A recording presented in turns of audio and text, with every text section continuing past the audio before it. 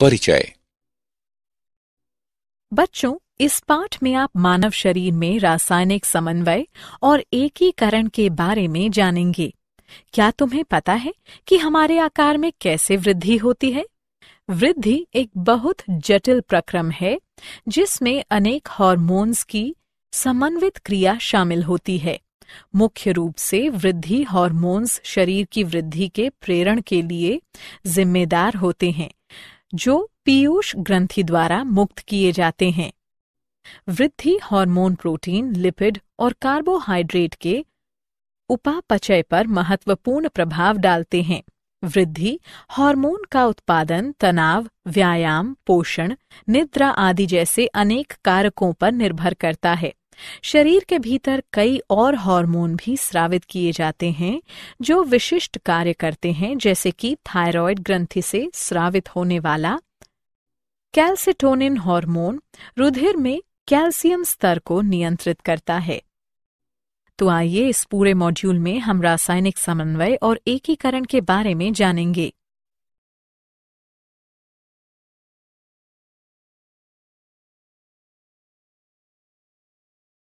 उद्देश्य। इस पाठ के अंत में आप निम्न करने में सक्षम हो जाएंगे: अंतःस्रावी ग्रंथियों तथा हार्मोन्स का वर्णन करना, मानव अंतःस्रावी तंत्र की व्याख्या करना, हृदय, वृक्क और जठर आंतरीय पथ के हार्मोन की चर्चा करना, हार्मोन क्रिया की क्रियाविधि का वर्णन करना।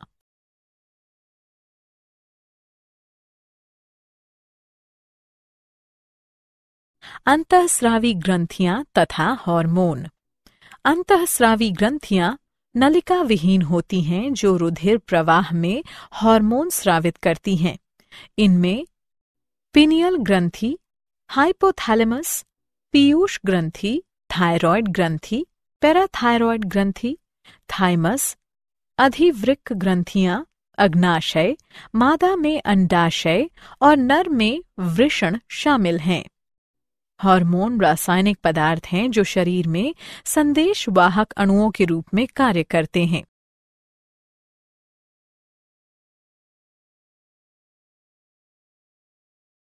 मानव अंतःस्रावी तंत्र। मानव अंतःस्रावी तंत्र हार्मोन के कार्यों द्वारा शरीर की अनेक प्रक्रियाओं को बदल देता है। हाइपोथैलेमस। हाइपोथैलेमस मस्तिष्क के निचले केंद्रीय भाग में स्थित विशिष्ट कोशिकाओं का संग्रह है। हाइपोथैलेमस की तंत्रिका कोशिका पीयूष ग्रंथि से होने वाले हार्मोन के स्रावण को प्रेरित करने या रोकने वाले रसायनों को उत्पन्न करके पीयूष ग्रंथि को नियंत्रित करता है। हाइपोथैलेमस दो प्रकार के हार्मोन उत्पन्न करता है: मोचक हार्मोन और निरोधी हार्मोन।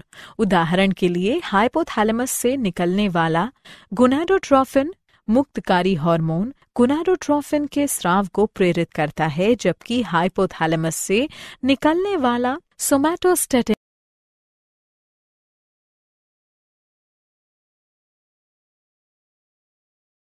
पीयूष ग्रंथि। पीयूष ग्रंथि मस्तिष्क के आधार के मध्य में हाइपोथैलेमस के नीचे स्थित होती है।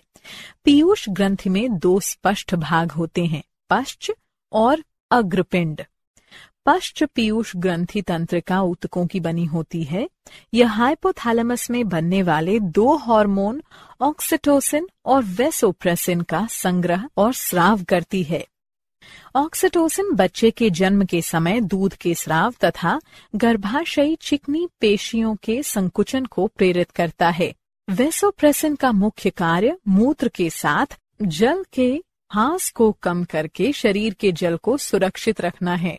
यह एंटी डायूरेटिक हार्मोन भी कहलाता है। अग्र पीयूष ग्रंथि अंतःस्रावी कोशिकाओं की बनी होती है जो सीधे रुधिर में हार्मोन का उत्पादन और स्रावण करती हैं।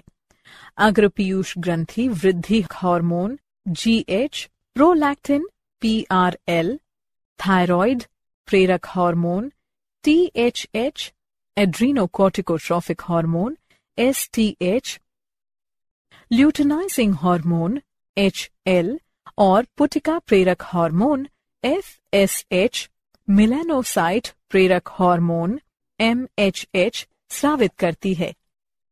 वृद्धि हार्मोन वृद्धि के लिए महत्वपूर्ण होते हैं। यह समसूची विभाजन में वृद्धि करके कोशिकाओं के आकार और उनकी संख्या में वृद्धि करता है। प्रोलैक्टिन एकल श्रृंखला प्रोटीन हार्मोन है जो दुग्ध ग्रंथि की वृद्धि और दूध उत्पादन को नियमित करता है। थायराइड प्रेरक हार्मोन थायराइड हार्मोन उत्पन्न करने के लिए थायराइड ग्रंथि को प्रेरित करता है। एड्रीनोकॉर्टिकोट्रोफिक हार्मोन का मुख्य कार्य ग्लूकोकॉर्टिकाइड्स नामक स्टेरॉयड हार्मोन के समूह को मुक्त करने के लिए एड्रीनल ग्रंथियों के विलकुट को प्रेरित करना है।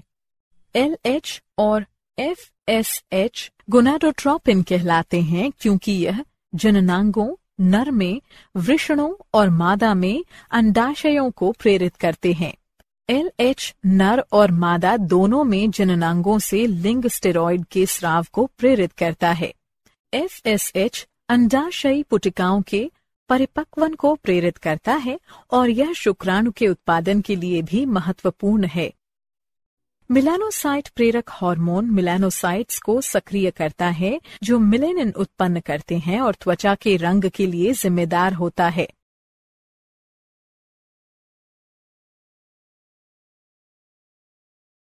पीनियल ग्रंथि। पीनियल ग्रंथि प्रमस्तिष्क गोलार्ध के बीच स्थित होती है। यह मेलेटोनिन उत्पन्न करती है जो लैंगिक विकास और सोने जागने के चक्र को प्रेरित करता है।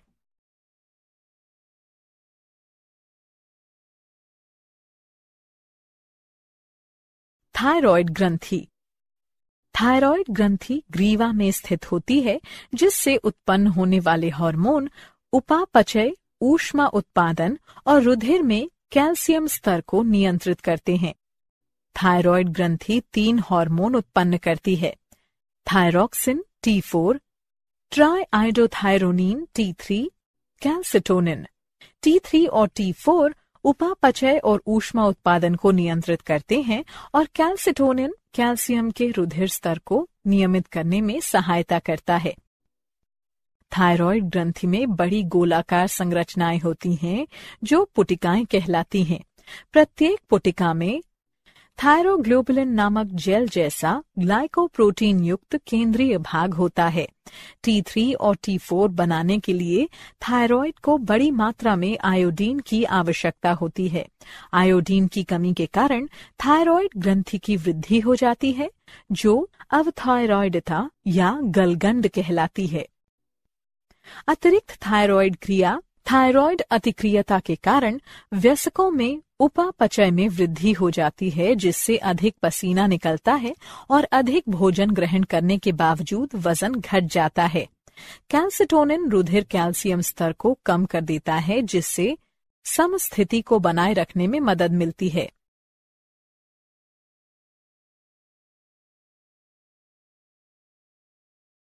पैराथायरॉयड ग्रंथि। पैराथायरॉयड ग्रंथियां 4 छोटी ऊतक ग्रंथिकाएं होती हैं जो थायरॉयड ग्रंथि की पश्च सतह पर उपस्थित होती हैं। वे पैराथायरॉयड हार्मोन नामक पॉलीपेप्टाइड हार्मोन उत्पन्न करते हैं। PTH रुधिर में कैल्शियम स्तर को नियंत्रित करने के लिए कैल्सिटोनिन के साथ कार्य करता है। यह रुधिर कैल्शियम स्तर में वृद्धि करता है, इसलिए जब रुधिर में कैल्शियम का स्तर नीचे गिर जाता है तो PTH के स्राव को प्रेरित किया जाता है।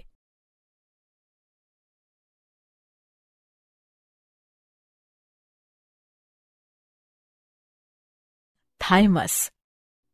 थाइमस ग्रंथि छाती के ऊपरी भाग में उरोस्थि के पीछे स्थित होती है। यह पिरामिड के आकार की और 2 पालियों की बनी होती है जो शरीर की मध्य रेखा को अलग करती है। थाइमस ग्रंथि प्रतिरक्षा तंत्र का भाग बनाती है। यह थाइमोसिन हार्मोन स्रावित करती है जो प्रतिरक्षा तंत्र को नियंत्रित करने में महत्वपूर्ण भूमिका निभाता है। यह T लिम्फोसाइट्स की सहायता करता है।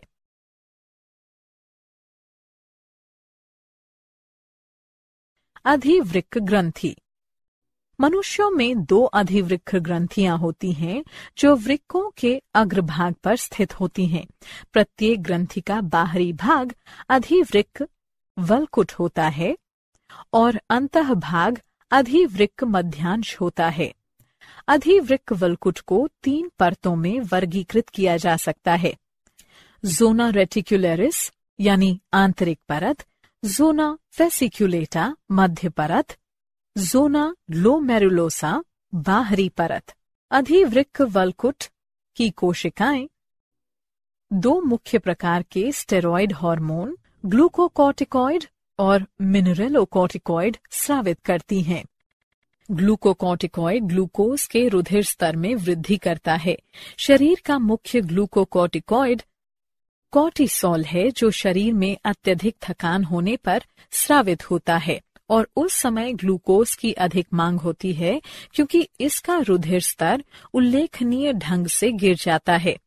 कॉर्टिसोल पेशी प्रोटीन के विखंडन को बढ़ावा देता है और ग्लूकोनियोजेनेसिस नामक प्रक्रिया में ग्लूकोज संश्लेषण करने वाली यकृत कोशिकाओं से अमीनो अम्ल ग्रहण करने के लिए यकृत को प्रेरित करता है। मिनरेलोकॉर्टिकॉइड बाह्य कोशिकीय तरल में पोटेशियम और सोडियम जैसे खनिज लवणों की सांद्रता को समायोजित करता है। एल्डोस्टेरॉन सबसे अधिक मात्रा में पाया जाने वाला मिनरेलोकॉर्टिकॉइड है। यह वृक्क नेफ्रॉन की दूरस्थ नलिकाओं पर कार्य करके उन्हें सोडियम आयनों को पुनः अवशोषित और पोटेशियम आयनों को उत्सर्जित करने के लिए प्रेरित करता है। अधिवृक्क ग्रंथि का आंतरिक भाग अधिवृक्क मध्यांश वृक्काणुओं का बना होता है जो एड्रिनलिन और नॉरएड्रिनलिन 2 पदार्थ मुक्त करता है। जब अधिवृक्क मध्यांश हार्मोन स्रावित करता है तो वो रुधिर परिसंचरण और शरीर में थकान होने पर कार्बोहाइड्रेट के उपयोग को नियंत्रित करते हैं। उदाहरण के लिए वे हृदय दर को बढ़ा देते हैं, धमनिकाओं और श्वसनिकाओं को फैला देते हैं।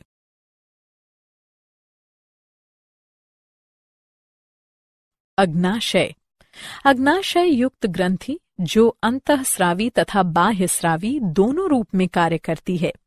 लैंगरहैंस के द्वीप जो द्वीप भी कहलाते हैं कोशिकाओं का समूह होते हैं जो पूरे अग्नाशय में बिखरी होती हैं।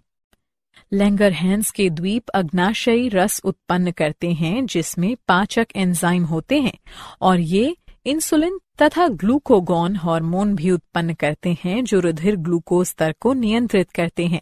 इंसुलिन एक प्रोटीन हार्मोन है जो ग्लूकोज का स्तर बढ़ने पर अग्नाशय द्वारा स्रावित होता है और यह रुधिर ग्लूकोज स्तर को कम कर देता है। असामान्य निम्न रुधिर शर्करा हाइपोग्लाइसीमिया का कारण है। इंसुलिन का सबसे महत्वपूर्ण कार्य यकृत और पेशी कोशिकाओं में ग्लूकोज के अंतर्ग्रहण को प्रेरित करता है। ग्लूकोगॉन अमीनो अम्ल और ग्लिसरॉल अणुओं से ग्लूकोज के संश्लेषण को प्रेरित करके रुधिर ग्लूकोज स्तर में वृद्धि करता है। रुधिर ग्लूकोज स्तर में असामान्य वृद्धि हाइपरग्लाइसीमिया का कारण है। इंसुलिन का स्तर कम हो जाने से डायबिटीज मेलिटस बीमारी हो जाती है जिससे रुधिर शर्करा स्तर में वृद्धि हो जाती है।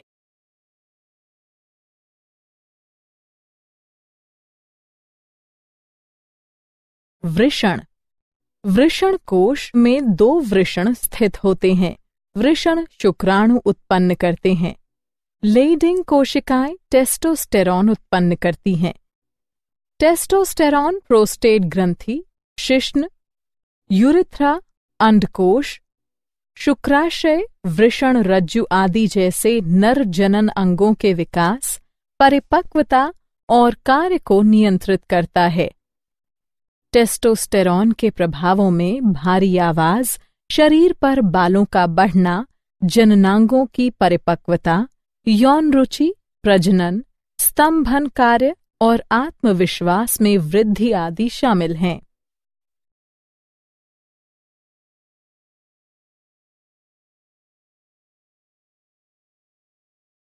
अंडाशय अंडाशय श्रेणी में गर्भाशय के दोनों ओर स्थित होते हैं और एस्ट्रोजन एवं प्रोजेस्टेरॉन उत्पन्न करते हैं। एस्ट्रोजन मुख्य रूप से मादा जनन अंगों के विकास के लिए जिम्मेदार होता है, जैसे कि स्तनन ग्रंथि का विकास। प्रोजेस्टेरॉन गर्भावस्था बनाए रखने में महत्वपूर्ण भूमिका निभाता है। यह दुग्ध के निर्माण और स्राव को भी प्रेरित करता है।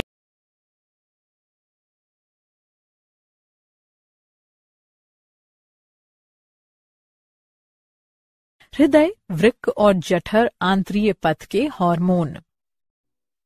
एट्रियल नेट्रियूरेटिक कारक ANF एक हृदय हार्मोन है जो रुधिर आयतन और धमनीय रुधिर दाब को नियंत्रित करता है।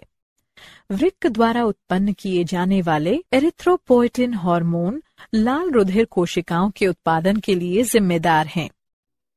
जठर आंत्रीय पथ द्वारा उत्पन्न किए जाने वाले hormone gastrin, secretin, cholecystokinin, CCK और जठर अवरोधी पेप्टाइड GIP हैं। गैस्ट्रिन अमाशय में बनता है जो भोजन पचाने के लिए हाइड्रोक्लोरिक अम्ल उत्पन्न करता है।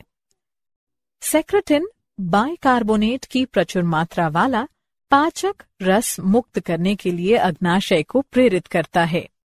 कोलिसिस्टोकाइनिन अग्नाशय और पित्ताशय से क्रमशः अग्नाशयी एंजाइम और पित्त रस के स्राव को प्रेरित करता है। जठर अवरोधी पेप्टाइड हार्मोन जठर स्राव को अवरुद्ध करता है।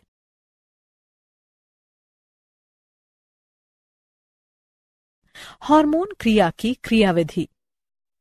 हार्मोन शरीर के सभी अंगों में चक्कर लगाते हैं, लेकिन ये लक्ष्य कोशिका या लक्ष्य अंग कहलाने वाले केवल विशिष्ट ऊतक कोशिकाओं या अंगों को प्रभावित कर सकते हैं। एक हार्मोन से प्रतिक्रिया करने के लिए लक्ष्य कोशिका की जीव द्रव्य झिल्ली पर विशिष्ट प्रोटीन ग्राही उपस्थित होनी चाहिए। प्रोटीन ग्राही से हार्मोन का बंधन हार्मोन ग्राही सम्मिश्र बनाता है।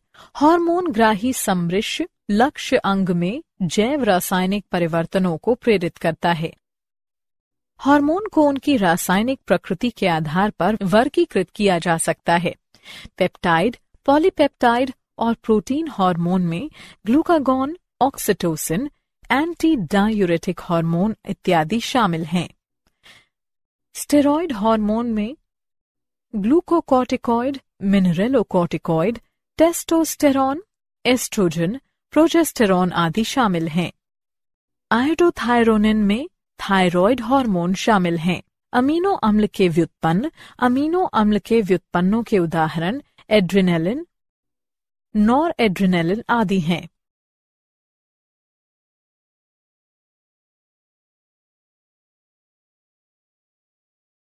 क्या आप जानते हैं? अनुसंधान से पता चलता है कि मादा में एस्ट्रोजन का उच्च स्तर स्तन, गर्भाशय और ग्रीवा के कैंसर का कारण हो सकता है। ऊष्मा शुक्राणु उत्पादन को कम कर सकती है। अधिक धूम्रपान करने और अल्कोहल ग्रहण करने से शुक्राणुओं की संख्या कम हो सकती है।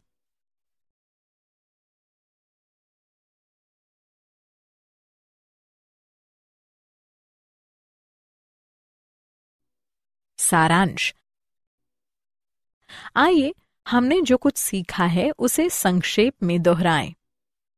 अंतःस्रावी ग्रंथियां नलिका विहीन होती हैं जो रुधिर प्रवाह में हार्मोन स्रावित करती हैं। हार्मोन रासायनिक पदार्थ है जो शरीर में संदेशवाहक अणुओं के रूप में कार्य करते हैं। अंतःस्रावी ग्रंथियां पीनियल ग्रंथि, हाइपोथैलेमस, पीयूष ग्रंथि, थायरॉयड ग्रंथि, पैराथायरॉयड ग्रंथि, थाइमस, अधिवृक्क ग्रंथियां, अग्नाशय, मादा में अंडाशय और नर में वृषण हैं। हाइपोथैलेमस मस्तिष्क के निचले केंद्रीय भाग में स्थित होता है। पीयूष ग्रंथि मस्तिष्क के आधार के मध्य में हाइपोथैलेमस के नीचे स्थित होती है। पीनियल ग्रंथि प्रमस्तिष्क गोलार्ध के बीच स्थित होती है। थायरॉयड ग्रंथि थायरॉक्सिन, ट्राइआयोडोथायरोनिन, कैल्सिटोनिन उत्पन्न करती है।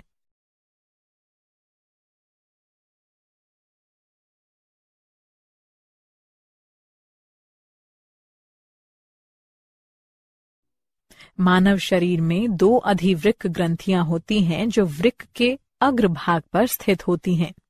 अग्नाशय बहिस्रावी और अंतःस्रावी ग्रंथि के रूप में कार्य कर सकता है। टेस्टोस्टेरॉन नर जनन अंगों के विकास, परिपक्वता और कार्य को नियंत्रित करता है। एस्ट्रोजन मुख्य रूप से मादा जनन अंगों के विकास के लिए जिम्मेदार होता है। एट्रियल नेट्रीयूरेटिक कारक एक हृद हार्मोन है। एरिथ्रोपोइटिन हार्मोन लाल रुधिर कोशिकाओं के उत्पादन के लिए जिम्मेदार है। जठर आंत्रीय पथ द्वारा उत्पन्न किए जाने वाले हार्मोन गैस्ट्रिन, सेक्रेटिन, कोलिसिस्टोकाइनिन और जठर अवरोधी पेप्टाइड हैं।